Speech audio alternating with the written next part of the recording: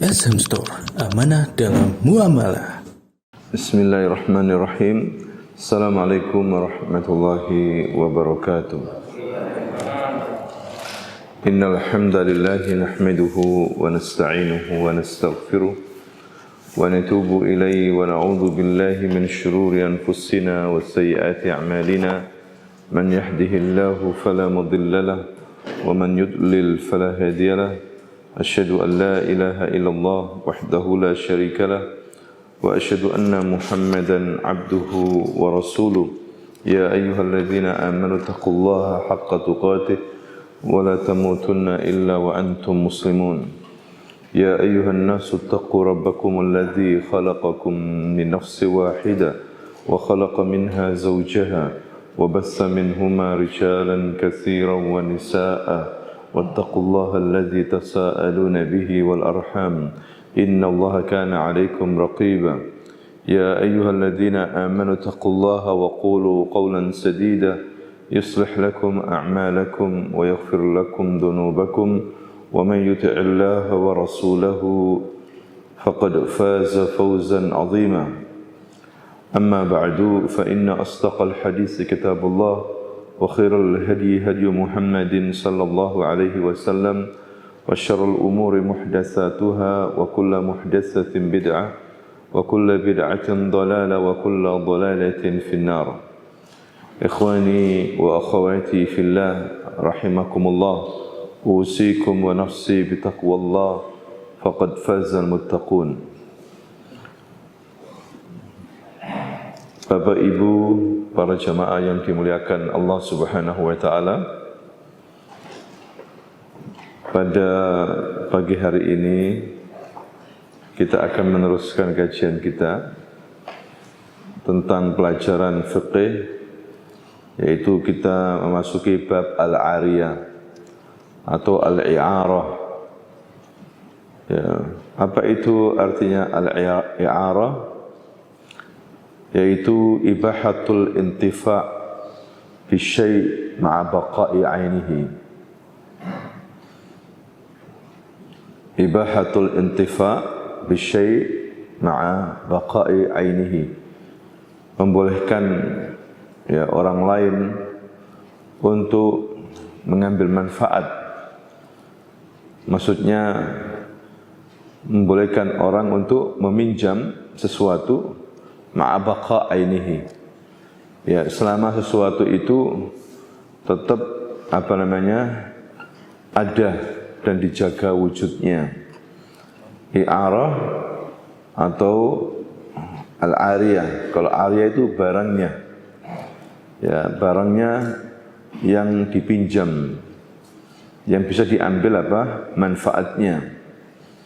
Ya, misalnya seseorang meminjam mobil dari orang lain untuk keperluan safar ya. Kemudian setelah selesai dikembalikan barangnya itu. Dan barangnya itu tidak cacat ya. Seperti sedia kala dia meminjam. Nah, ini namanya al-ariyah atau al-i'arah. Pinjam. Kalau selain barang, biasanya dalam ilmu fikih dikatakan qard atau qardu, utang ya. Misalnya yang berbentuk uang, itu istilahnya apa? Al-qardu atau ad-dainu, hutang. Tapi kalau untuk barang, pinjam barang, dalam istilah fikih disebut apa? I'arah atau ariyah. Paham ya Bapak Ibu ya? Itu istilah fiqih. Ya. Jadi barang yang bisa dipinjam dan dimanfaatkan dan bisa dikembalikan. Kalau misalnya bentuk makanan tidak bisa istilahnya dipinjamkan. Yang ada itu hanya hibah, pemberian, ngasih. Karena dimakan habis ya. Atau hal-hal yang tidak bisa dikembalikan secara utuh, itu bukan akadnya ariyah atau i'arah. Paham ya Bapak Ibu ya? Jadi ariyah, i'arah itu apa? Meminjam barang yang bisa dimanfaatkan dan dikembalikan seperti semula.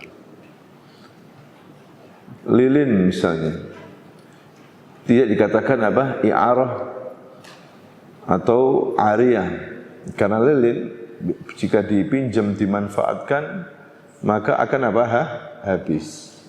Tidak bisa dikembalikan secara apa? Utuh. Ya. Yang bisa yaitu mobil misalnya atau sepeda. Ya, itu bisa dikembalikan secara utuh setelah kita apa? Meminjam. Itu namanya apa? Ariyah atau i'arah. Kalau pinjam duit, uang, itu namanya apalnya qardu atau dainu. Ya, dainu lebih luas daripada qardu.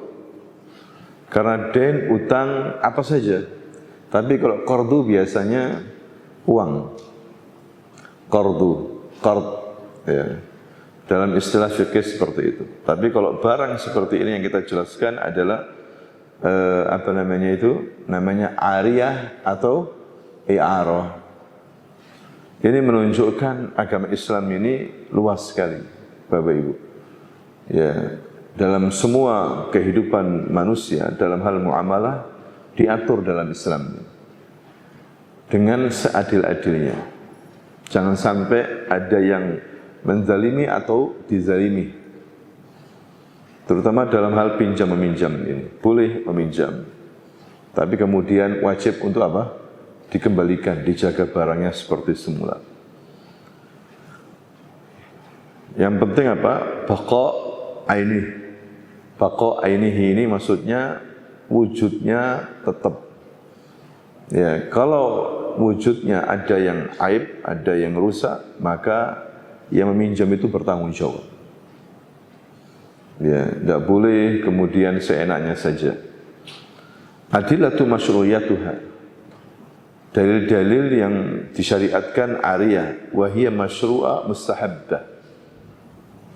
Meminjamkan ariyah barang ke orang lain itu disyariatkan dan ini sunnah. Dasarnya apa? Wa ta'awanu 'alal birri wat taqwa. Firman Allah Subhanahu wa taala di dalam surah Al-Maidah ayat 2 itu, wa ta'awanu 'alal birri wat taqwa. Hendaklah kalian tolong-menolong dalam hal apa? Kebajikan dan ketakwaan kepada Allah Subhanahu wa taala. Allah juga berfirman, wa yamna'unal ma'un, dan enggan menolong walaupun hanya meminjamkan barang-barang yang berguna. Barang-barang yang remeh tapi berguna. Misalnya bejana, ember, ya, atau cangkul, tetangganya itu minjam. Hal-hal yang memang sehari-hari dibutuhkan. Maka jangan sampai seorang itu bakhil. Ya, seorang muslim tidak apa? Tidak bakhil. Hal-hal yang memang diperlukan untuk tetangganya, hendaklah kita ini apa namanya? Hadirin sekalian, meminjamkannya atau memberikannya sebagai hibah.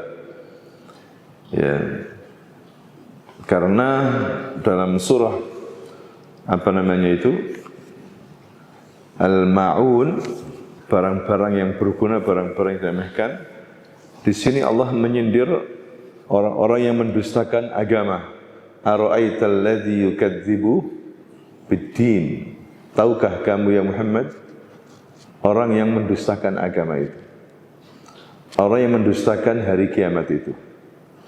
Ya, itulah apa namanya Bapak Ibu dasar i'arah, pinjam meminjam. Ya, jangan sampai kita ini bakhil. Karena Allah Subhanahu wa taala menyindir ya orang-orang yang bakhil itu, orang-orang yang tidak beriman dengan hari kiamat, bahkan dikatakan mendustakan agama. Ara'aital ladzi yukadzibu bid-din fadzalikal ladzi yad'ul yatim. Di antaranya adalah mereka itu suka menghardik anak yatim. Wala yahuddu ala ta'amil miskin. Dan tidak menolong memberi makan kepada orang-orang apa? Miskin.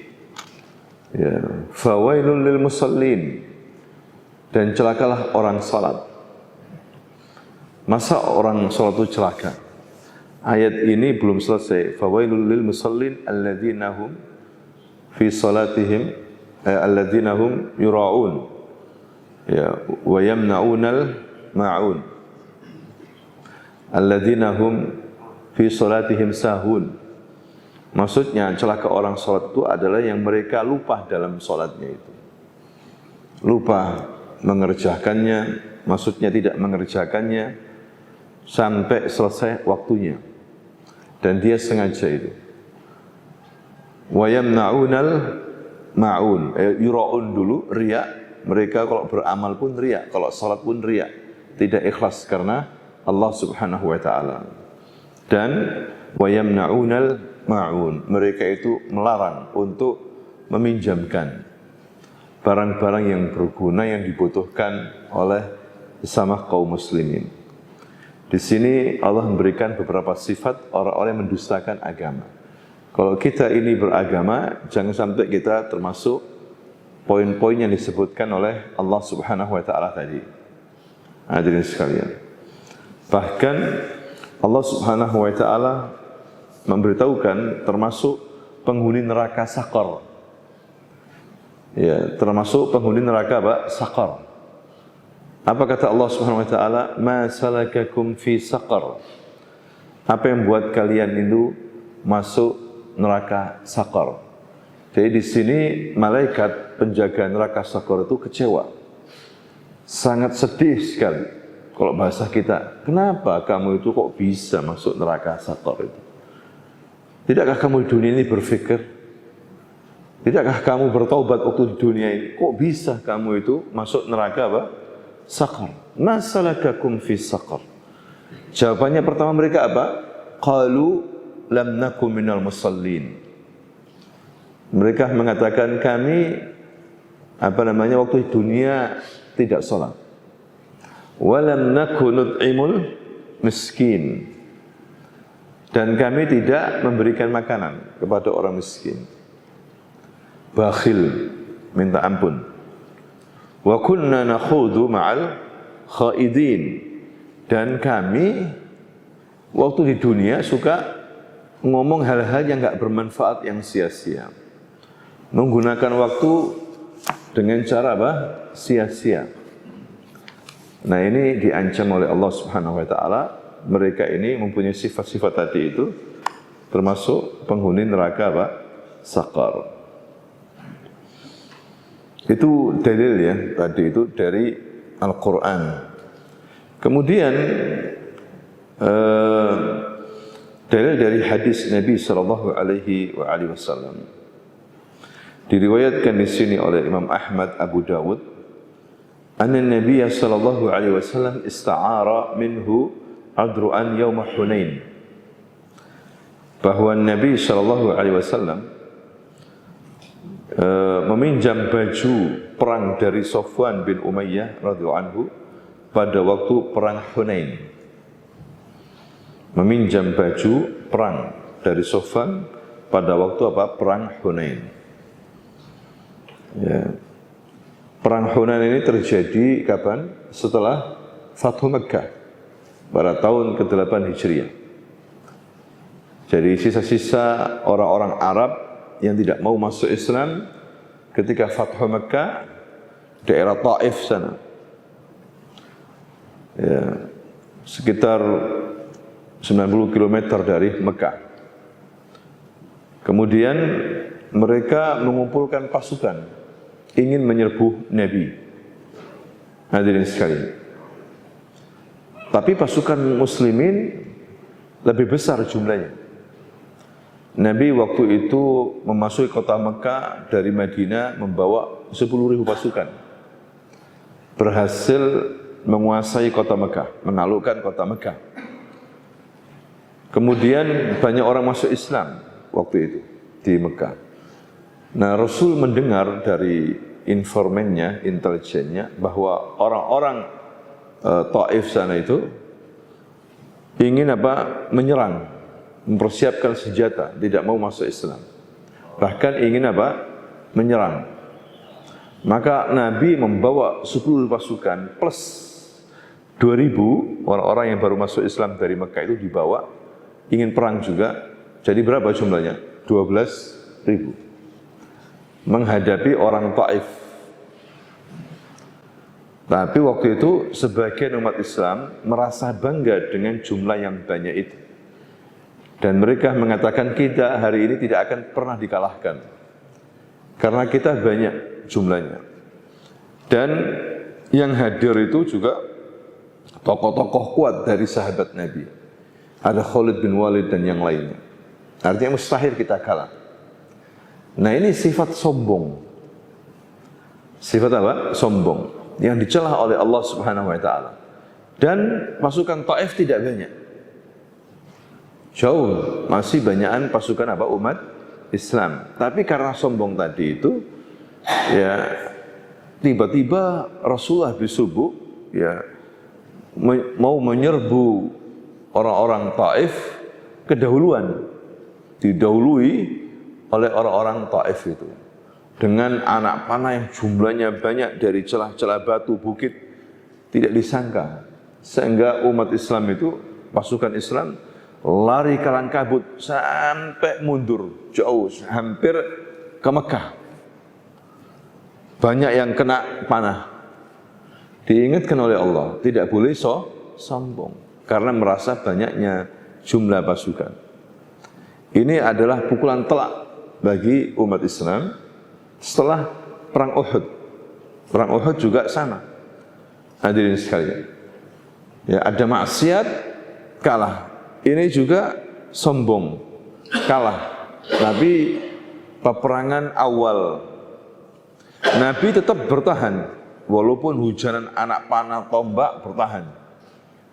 Ya, sedangkan umat Islam banyak yang lari, gak siap, banyak yang kena panah, karena posisinya tidak strategis. Sedangkan mereka di bukit, ya, di balik-balik batu itu menghujani Rasul dan umat Islam dengan panah.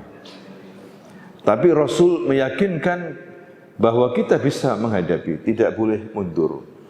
Ada para sahabat-sahabat yang suaranya keras disuruh untuk berteriak kembali. Akhirnya kembali. Akhirnya Nabi dan umat Islam berhasil memukul mundur mereka. Ini perang Hunain ya.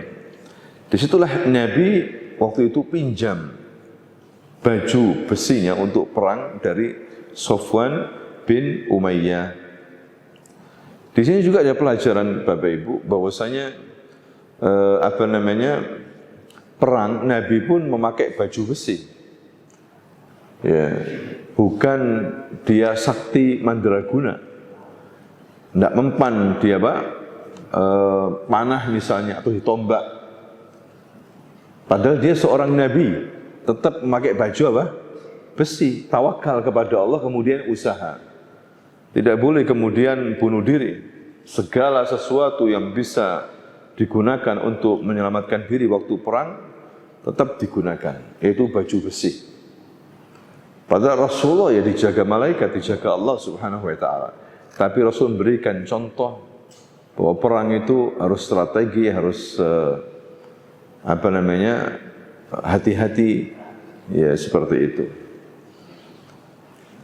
Nah, Nabi dipinjamkan sama sahabatnya, diberi pinjaman, menunjukkan seorang muslim harus baik kepada muslim yang lainnya. Al-muslim akhul muslim, la yadlimuhu wa la yakhdhuluhu wa la yuslimuhu. Muslim satu dengan muslim yang lainnya tidak boleh saling menzalimi. Ya, bahkan harus saling membantu. Jangan sampai dibiarkan orang punya kebutuhan kemudian tidak dibantu sama sekali. Minimal dengan perkataan yang baik. Atau memberikan solusi kalau dia tidak bisa memberikan bantuan uang. Ya, atau digalang dana. Sebagaimana terjadi juga pada zaman Nabi, hadirin sekalian, Waktu itu Nabi di luar masjid melihat rombongan orang-orang dari Bani Mudhar memakai pakaian yang tipis sekali, hampir artinya mereka tidak pakai baju besar begitu ya, tipis sekali, seakan-akan tidak pakai baju karena kemiskinan mereka, dan mereka tidak pakai sandal, tidak pakai apa? Sandal, tidak ada alas kaki, sambil membawa pedang. Maka Nabi melihat keadaan seperti ini tidak betah, tidak suka Nabi. Keluar masuk rumah. Apa yang harus dilakukan? Ini gerombolan orang-orang miskin. Maka Nabi punya ide, akhirnya dikumpulkan sahabat-sahabat ini. Karena ada sahabat-sahabat yang dia melihat mereka seperti itu, dan mereka ini muslimin. Hadirin sekalian, akhirnya Nabi menyuruh mereka datang ke masjid. Disitulah Nabi berkhutbah. Wahai manusia, Nabi membacakan ayat, Ya ayyuhalladzina amanu taqullaha wal tandur nafsum ma qaddamat lighadin wattaqullah. Wahai orang-orang yang beriman, bertakwalah kalian kepada Allah. Ya. Dan ingatlah, pikirkanlah nanti kalian di saat hari kiamat nanti. Melihatlah nasibmu nanti pada hari kiamat. Bertakwalah kamu kepada Allah 2 kali. Disuruh bertakwa. Ya ayyuhalladzina amanu taqullaha wal tandur nafsum ma qaddamat lighad wattaqullah. Hendaklah kalian melihat apa yang kalian nanti bawa nanti pada hari kiamat. Hari esok maksudnya hari kiamat di sini. Masa depan kalian yaitu hari kiamat. Maksudnya apa? Mengatakan sedekahlah kalian. Walaupun dengan segenggam kurma atau apapun, walaupun kalian sedekah dengan sepotong daripada biji kurma. Akhirnya para sahabat bergerak pulang membawa kurma. Ada yang membawa kurma segenggam, bahkan sampai lebih. Ada yang bawa baju, macam-macam.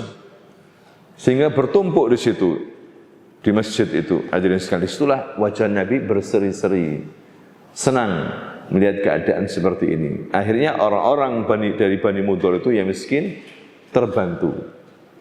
Ya, mereka mendapatkan makanan, mereka mendapatkan baju.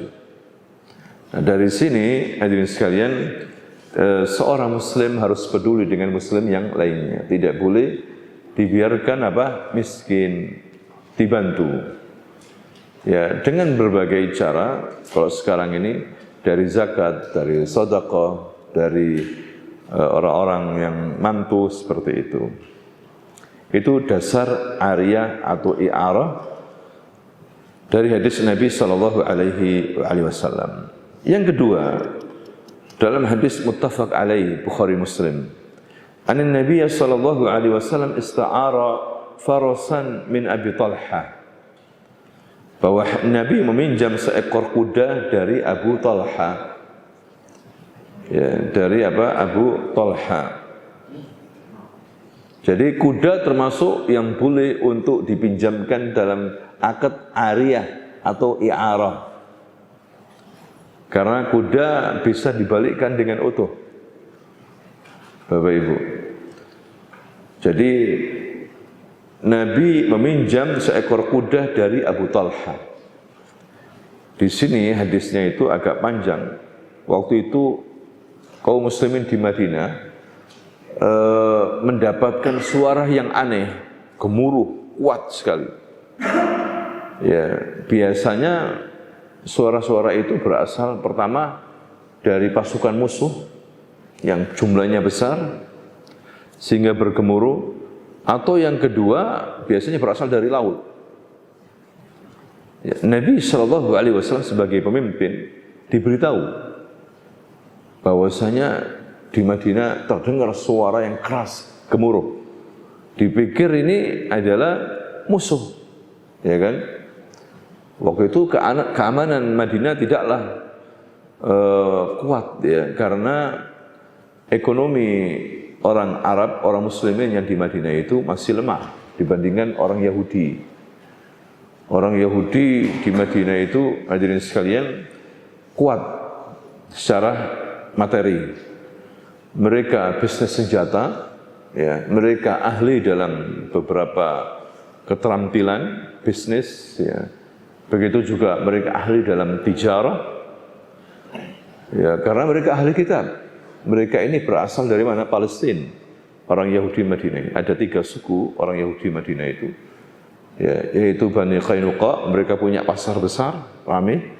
Yang kedua adalah Bani Quraidah, dan yang ketiga adalah Bani Nadir. Mereka ini punya persediaan makanan, perkebunan, kebun-kebun kurma di Madinah. Beda dengan orang Arab. Mereka ini kebanyakan petani. Ya, orang-orang Ansar yang kemudian mereka masuk Islam. Orang Yahudi masuk Madinah itu sudah lama. Akibat daripada gempuran orang-orang Romawi Kristen.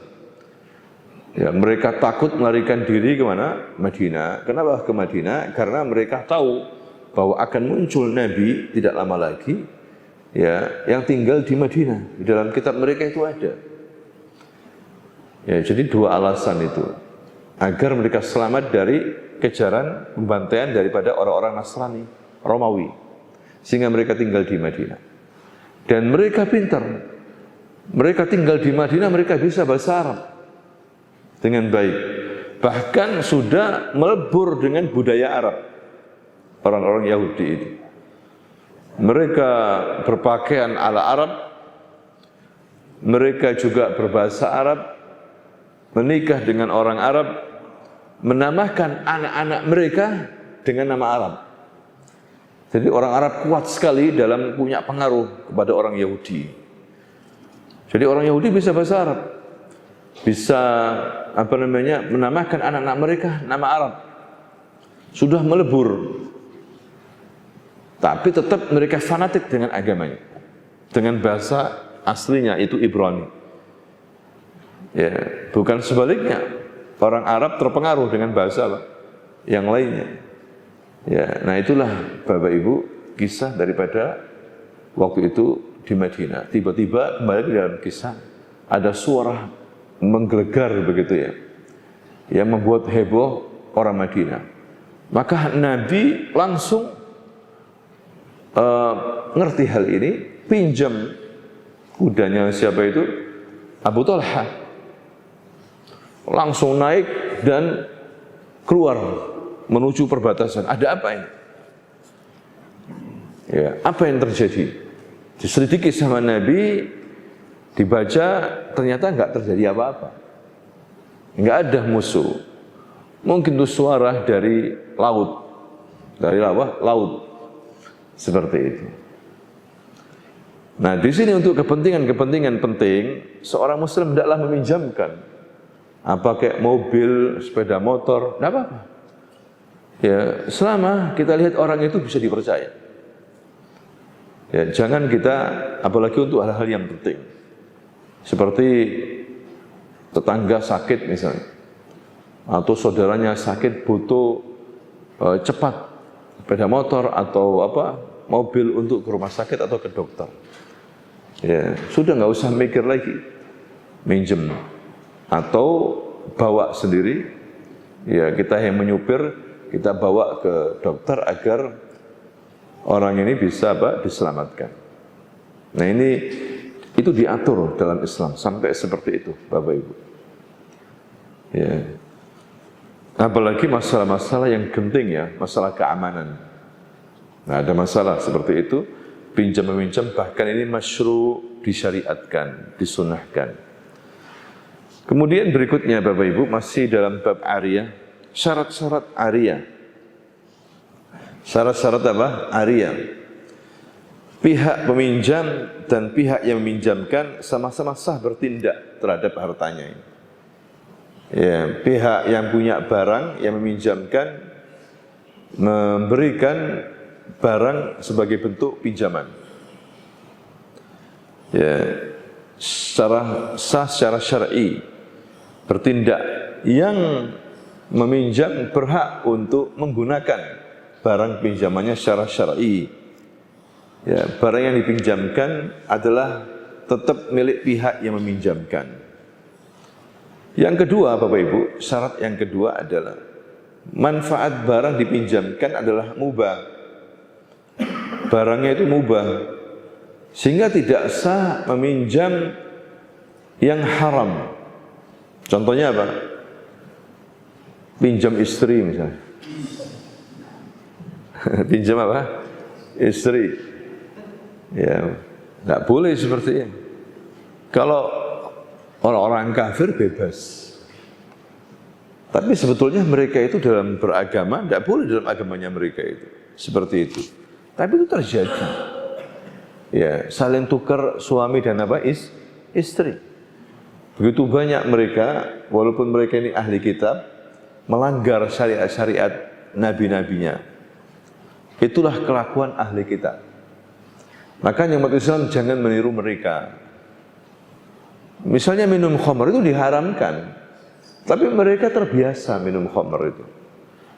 Zina itu diharamkan, makan babi diharamkan, tapi mereka tidak mau mentaati. Hadirin sekalian. Nah ini buruknya mereka dicela oleh Allah Subhanahu wa taala. Umat Islam jangan seperti itu. Ya, jadi boleh pinjam-minjem asalkan mubah.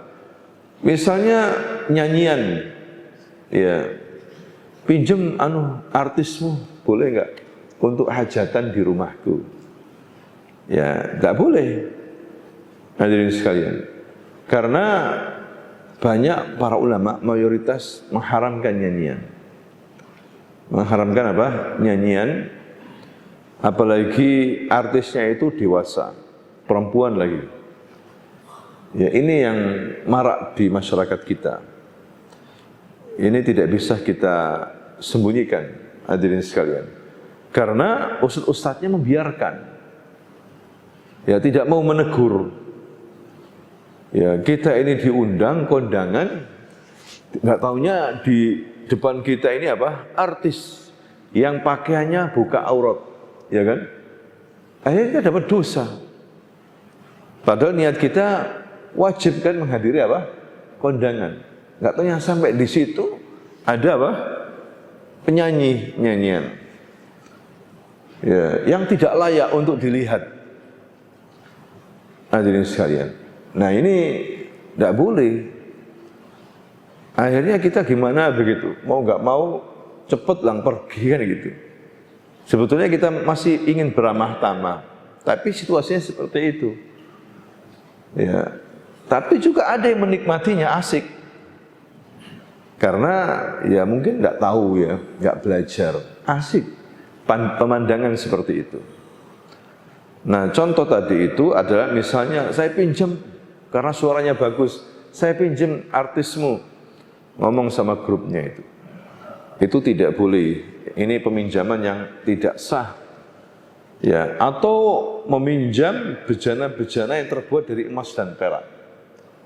Digunakan untuk minum sementara karena menyambut tokoh atau apa gitu ya untuk pesta. Tidak boleh. Ya, tidak boleh menggunakan bejana, gelas, piring terbuat dari emas dan perak. Tidak boleh. Kecuali kalau untuk hiasan ya, beda. Tidak digunakan untuk minum, tidak digunakan untuk apa? Makan. Untuk hiasan lemari. Itu sah-sah aja. Seperti itu. Asal tidak ada kesombongan, niat kesombongan. Ya, karena nanti emas dan perak itu digunakan di surga. Bejana-bejana terbuat dari apa? Emas dan perak di surga. Kalau di dunia tidak boleh. Tapi kalau di masyarakat kita mungkin jarang ya sampai emas dan perak itu. Jarang. Hadirin sekalian. Kecuali betul-betul orang kaya. Kalau sekarang mungkin tidak ada. Nah itu syarat-syaratnya.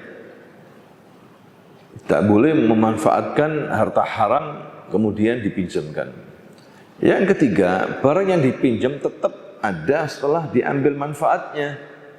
Sehingga bila barang yang termasuk barang-barang yang habis seperti makanan maka tidak sah akadnya bukan ariyah, akadnya hibah.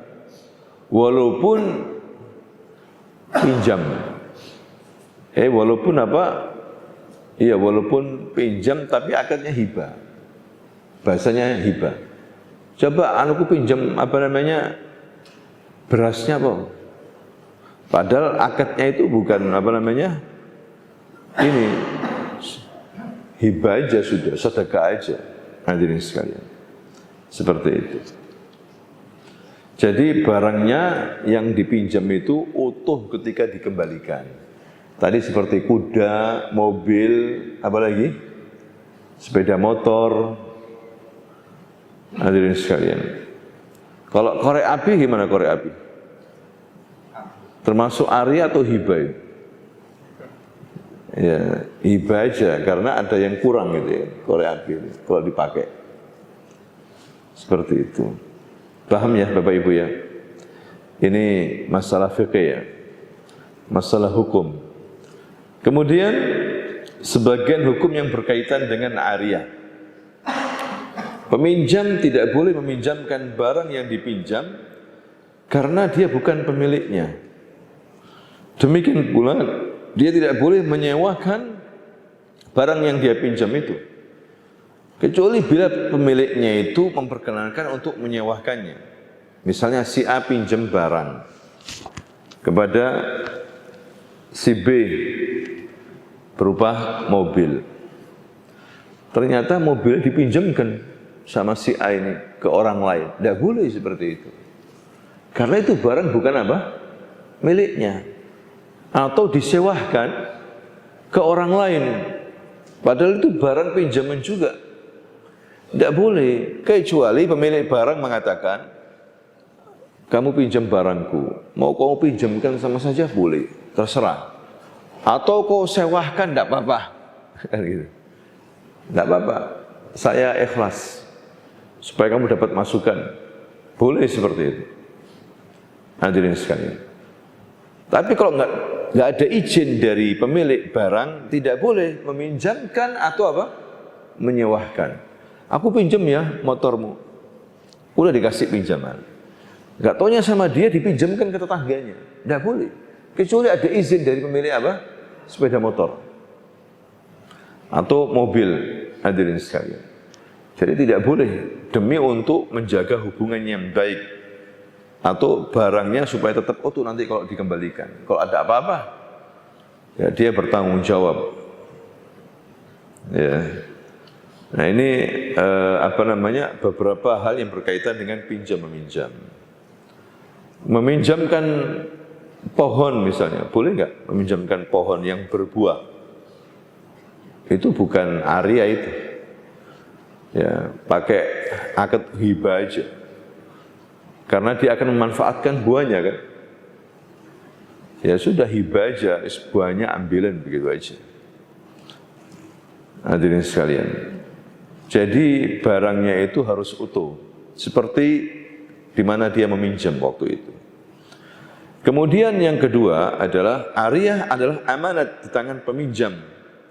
Dia wajib menjaganya dan memulangkannya dalam keadaan baik seperti sedia kala. Lalu bila dia melalaikan atau melanggar, maka dia harus bertanggung jawab. Kalau terjadi kerusakan, dia harus apa? Bertanggung jawab. Begitu juga dalam hal sewa menyewa. Banyak terjadi, hadirin sekalian, sewa menyewa itu, apalagi yang milik rumah misalnya, milik toko, tidak perhatian, terlalu baik gitu. Ketika selesai masa sewa menyewa, diambil semuanya sama yang menyewa itu. Bahkan pompa air diambil. Ada nggak seperti itu? Banyak terjadi. Ya. Banyak terjadi di masyarakat kita ini. Banyak yang mengeluh begitu. Nggak ada adab sama sekali. Memang punya sifat maling. Sifat apa? Maling. Sudah nyewa, kemudian selesai waktu sewa itu habis, mengambil barang-barang milik pemilik rumah yang mungkin pemilik rumah ini kurang kontrol ya. Atau mungkin pemilik rumah ini seorang wanita. Tidak tahu. Bu, selesai Bu, ya ini kuncinya. Terima kasih. Oh iya, nggak taunya banyak yang hilang. Pompa air, sak macamnya hilang. Ya, inilah sebagian masyarakat kita, hadirin sekalian. Ya, tidak tahu terima kasih, tidak tahu adab. Ya, ini haram hukumnya, tidak boleh. Kemudian berikutnya, yang ketiga, ariyah bukan akad mengikat. Pinjam meminjam itu bukan akad apa? Mengikat. Pemiliknya bisa mengambil kapan saja yang dia kehendaki selama tidak merugikan peminjam. Sudah oke meminjamkan mobil, tapi pemiliknya mengatakan sehari setelah itu, oh nggak jadi, mobilnya tak pakai, maaf ya, tidak bisa saya pinjam. Boleh nggak seperti itu? Boleh, nggak ada masalah. Ya, selama tidak merugikan terlalu banyak, ya, kepada tidak menyakiti hatinya lah, seperti itu. Lalu bila merugikannya maka tidak boleh mengambilnya kembali. Jadi hadirin sekalian, bukan akad mengikat, ya, sah-sah aja pemilik barang nggak jadi meminjamkan. Maka kita juga nggak boleh bersedih, pinjam ke tempat yang lain, seperti itu. Proses peminjaman berakhir dan arya dikembalikan berdasarkan hal-hal sebagai berikut. Ya, bila proses peminjaman berakhir dan arya dikembalikan, arya itu barang pinjaman, dikembalikan dengan berdasarkan sebagai berikut. Pertama, pemilik memintanya sekalipun peminjam belum mengambil manfaat darinya. Misalnya tetangganya pinjam mobil atau sepeda motor untuk acara jam 10 pagi besok. Udah dibawa mobilnya, motornya atau motornya ya. Jam 7 datang pemilik motor atau mobil ini. Maaf Pak, nggak taunya mau dipakai anak saya. Saya lupa mobilnya itu atau motornya. Saya ambil ya. Ya sudah. Nggak ada masalah, nggak mengikat, hadirin sekalian. Tapi bicara yang baik, minta maaf begitu ya, seperti itu. Kemudian bila peminjam sudah mengambil manfaat dari barang yang dipinjamnya, bila peminjam sudah mengambil manfaat dari barang yang dipinjamnya, misalnya tetangganya pinjam motor untuk besok dipakai, dia mengatakan saya pinjam sehari lah, dipakai mulai pagi sampai malam dikembalikan. Harus sesuai dengan dia itu pinjam sampai kapan dikembalikan. Jangan nggak dikembalikan. Terus biarkan dia punya banyak motor kok, diambil. Jangan. Terus terang aja kalau mau minta kan gitu ya. Jangan alasan apa minjam. Tapi nggak mau apa dikembalikan. Ini nggak punya etika. Ya, tidak punya etika. Nggak ada adab, udah dipinjam kan harusnya terima kasih, barangnya nggak dikembalikan. Ya, ada nggak Bapak Ibu kayak gini? Ada. Karena mungkin yang punya mobil atau motor merasa sudah banyak, motornya atau mobilnya punya banyak. Jangan seperti itu. Ya, jadi kita harus paham takdir Allah Subhanahu wa taala, bahwa Allah menakdirkan orang itu berbeda-beda. Ya, ada yang kaya, ada yang apa? Miskin. Kalau orang miskin ditakdirkan seperti itu, saat itu masih miskin, hendaklah dia menerima takdir itu. Dia harus rela dan dia harus bersabar. Bukan berarti putus asa, percuma sudah ditakdirkan miskin aku. Sepertinya jangan. Tetap dia berusaha, tetap dia sabar, tetap dia berjuang. Bisa jadi beberapa tahun tidak miskin lagi dia, menjadi kaya. Ya, karena kita tidak tahu takdir kita, sampai mati baru tahu terjadi, sudah jatuh takdirnya. Ya, tapi kita masih punya peluang-peluang, jangan putus asa. Cuma kita harus memahami tentang perbedaan. Allah memberikan kita nasib, hadirin sekalian. Kalau enggak nanti iri hati, suudon gitu aja. Ada yang kaya, ada yang apa? Ya miskin. Ada yang kuat, ada yang apa lah? Lemah. Ya, ini semuanya ada hikmahnya. Takdir Allah itu berbeda-beda. Walaupun misalnya bayi kembar, wataknya beda, sifatnya beda, tidak sama. Ada yang tidak sama pasti. Walaupun susunan organ tubuhnya itu sama, punya otak, punya jantung, punya kembar, tapi tidak sama. Kadang yang satunya kalem, yang satunya apa? Keras. Yang satunya nurut, yang satunya apa? Tidak nurut. Di situ ada banyak pelajaran. Ini merupakan takdir Allah Subhanahu wa taala, terutama bagi orang yang fakir miskin, harus sabar. Ya, dengan kita sabar menerima takdir Allah, maka Allah akan mengganti kita dengan pahala yang besar. Jadi kembali kepada proses ya peminjaman berakhir ini, kalau sudah selesai minjam, kembalikan barangnya. Berakhirnya batas waktu peminjaman bila akad peminjaman berbatas waktu.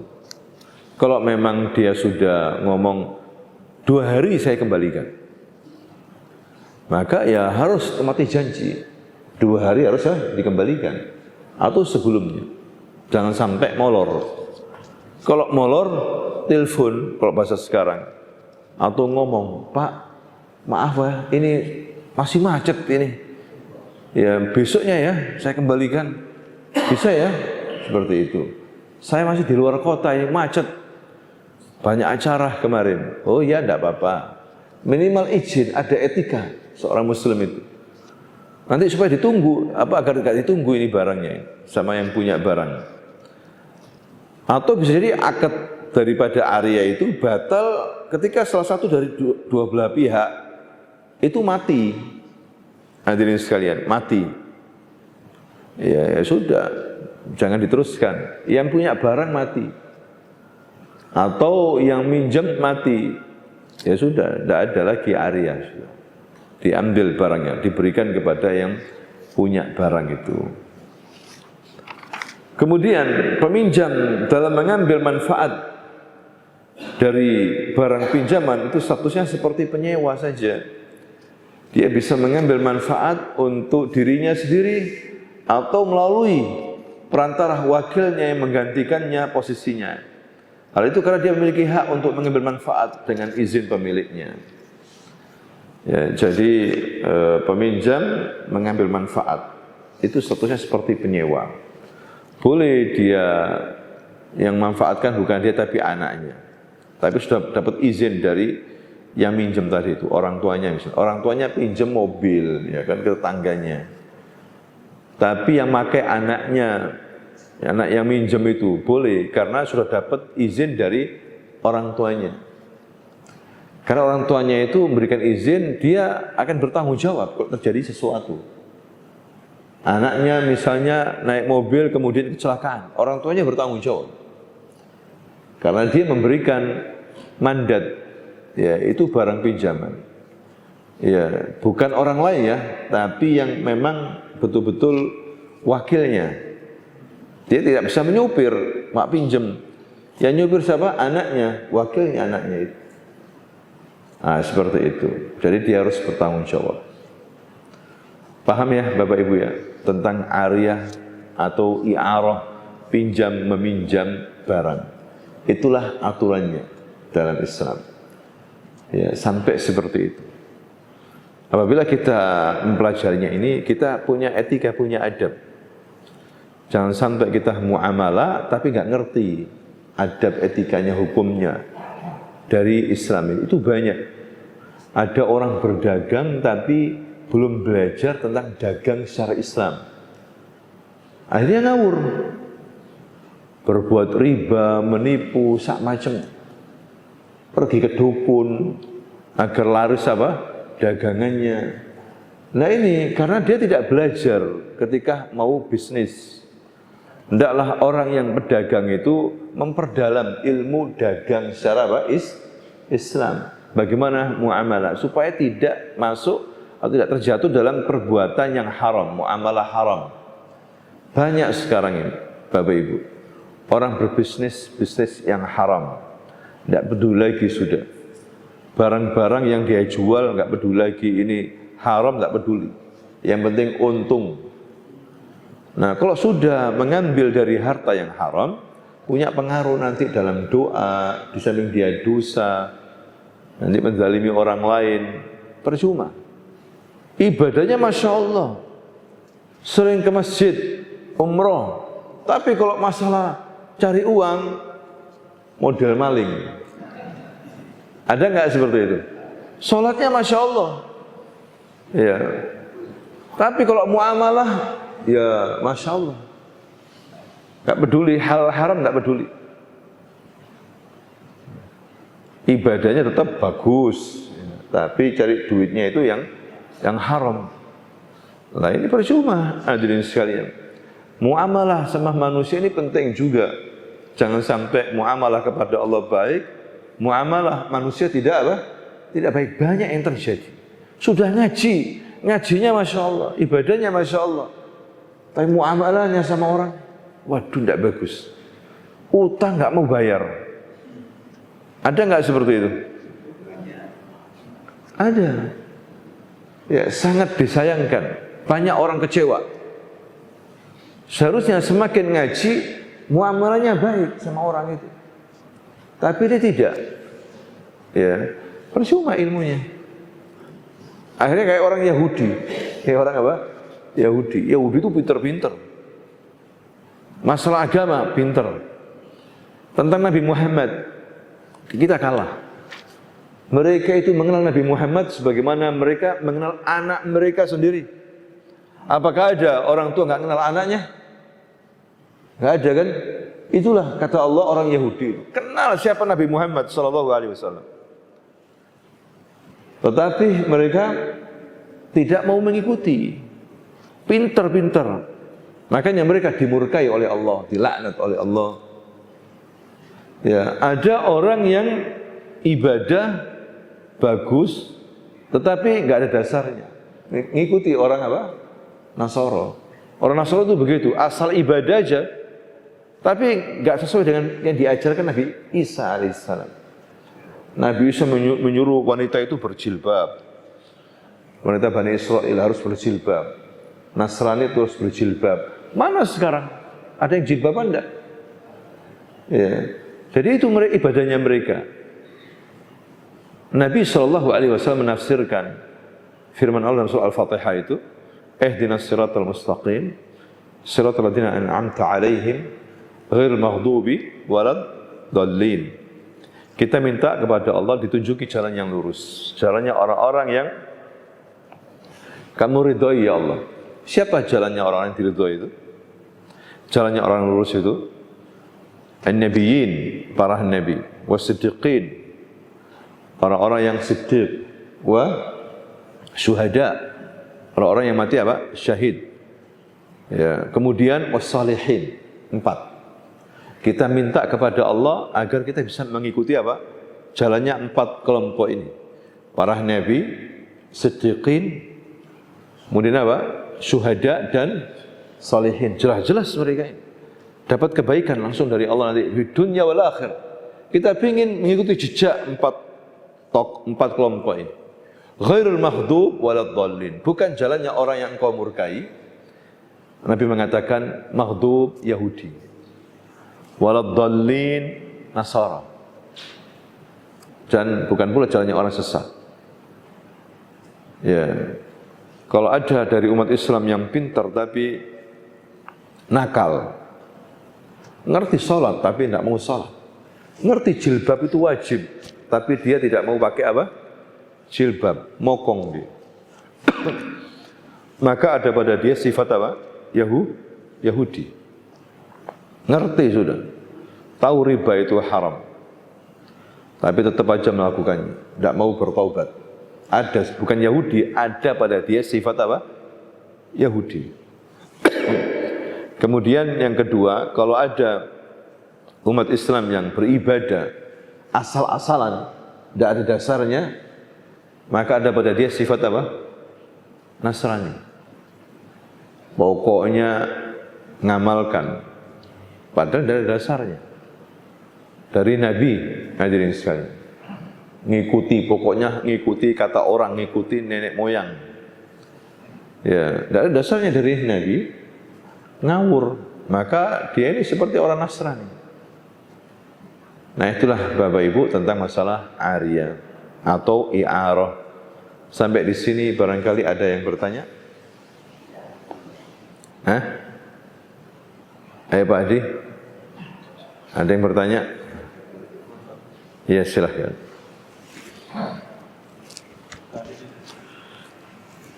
Tadi disampaikan bahwa pinjam itu harus dikembalikan secara utuh.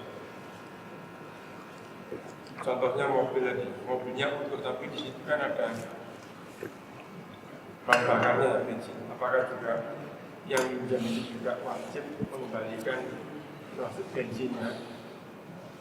Dan bagaimana kalau si peminjam tidak mampu untuk membeli bensin? Seperti apa? Iya, pinjam mobil ya, kendaraan atau sepeda motor. Di situ ada bensin. Makanya akadnya harus jelas. Akadnya harus apa? Jelas, awalnya seperti itu. Ya, gimana Pak? Saya pinjam mobil, bensinnya dari Bapak ya. Kamu itu sudah minjem bensin, tidak mau apa? Ngisi. Ya sudah, tidak apa-apa. Ya, nggak usah isi bensin. Saya nanti apa? Ngisi bensin karena dia mungkin lebih mampu melihat orangnya ini memang nggak mampu, pas-pasan. Nggak apa-apa seperti itu. Banyak di Surabaya ini, nggak usah isi bensin, kembalikan aja. Bensin saya yang ngasih. Nah, itu lebih bagus lagi. Jadi mulai awal harus bicara. Kadang ada orang yang nggak ridho. Bensin penuh, kembali kosong. Ya, dilihat sama yang punya. Loh kok kosong bensinnya? Kurang ajar ini. Nanti enggak, saya pinjemi lagi nanti. Berarti orang itu tidak rela kalau bensinnya apa kok kosong atau setengah. Jadi pinjam penuh, kembali juga apa? Penuh. Kecuali ngomong, Pak saya pinjam mobil ya atau sepeda motor. Cuma gimana? Saya tidak mampu nanti untuk bayar apa? Bensinnya ini. Jangan pinjam. Ya, atau tidak apa-apa. Tidak apa-apa. Bensin dari saya. Udah nggak usah ngisi bensin. Biar saya yang ngisi bensin. Itu lebih bagus lagi. Pedulilah sama tetangga. Cuma kita ini etika lah. Kalau memang yang punya mobil itu tidak ngomong apa-apa, berarti dia tidak ridho. Kalau bensinnya dikurangi, tahu dirilah. Kalau minjem dalam keadaan penuh atau setengah, kembalikan setengah bila perlu penuh. Ya kan? Seperti itu. Jadi akad itu penting sekali. Awal bi awal. Pertama itu. Iya, ada lagi?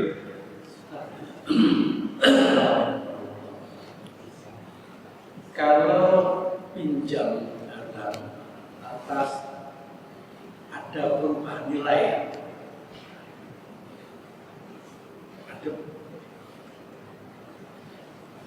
ada perubahan nilai, misalnya ya uang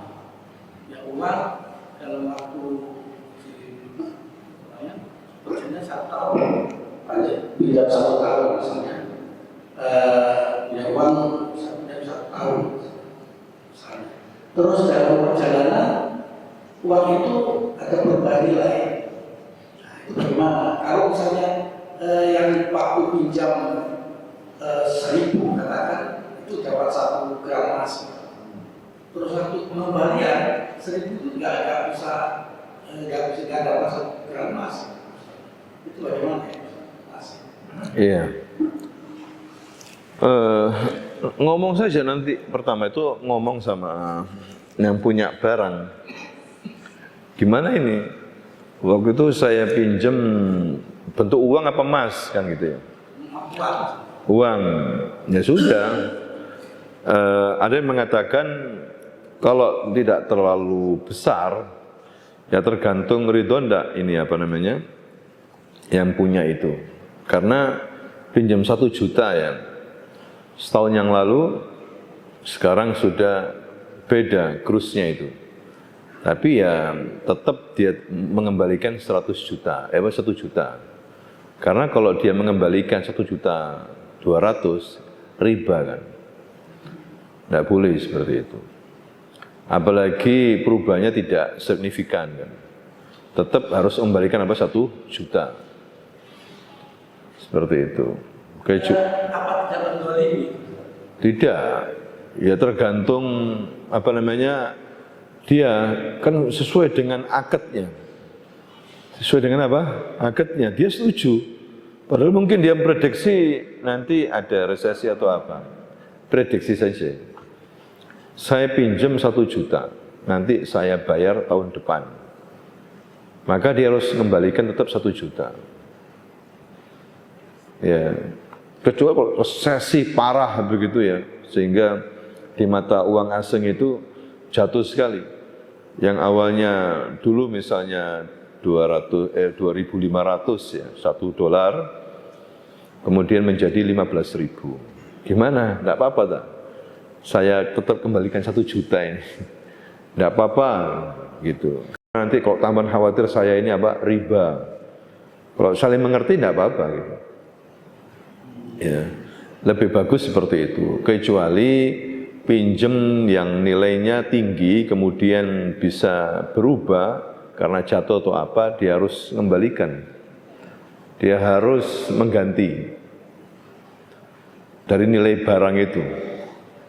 Dipinjam kemudian rusak ya, atau barangnya sampai cacat sehingga kalau dijual itu berkurang nilainya. Maka dia harus bertanggung jawab yang minjem itu. Ya, dia harus bertanggung jawab. Sama waktu kita bicara masalah ghasab. Ya, dia ghasab mengambil tanpa hak ya milik barang tetangganya. Apa gitu ya, bejana dari emas. Ketika itu diketahui bahwa dia ghasab, tetangganya minta kembalikan. Ternyata bejana emas itu berkurang nilainya karena pecah atau sesuatu yang cacat. Maka yang ghasab tadi itu wajib untuk bertanggung jawab untuk mengganti nilai yang kurang tadi. Itu punya kewajiban. Begitu juga pinjam meminjam barang-barang berharga. Tapi kalau uang ya nilainya harus sama memang.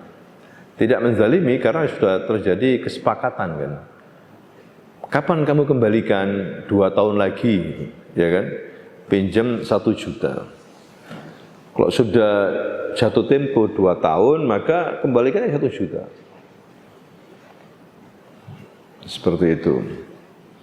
Dan kalau terjadi resesi misalnya, sehingga 1 juta itu nggak ada artinya daripada 2 tahun yang lalu, ya deal lah sama nanti yang punya uang itu. Gimana Pak, kalau saya tambah nanti takut riba, cuma Bapak juga rugi kan gitu. Ya sudah, tidak apa-apa, nggak usah tambah. Karena pinjam waktu itu 1 juta, kalau tambah nanti riba. Itu pendapat yang kuat, kecuali barang tadi. Paham Pak ya? Iya. Pernah juga waktu itu ada seorang pinjam waktu zaman Soeharto.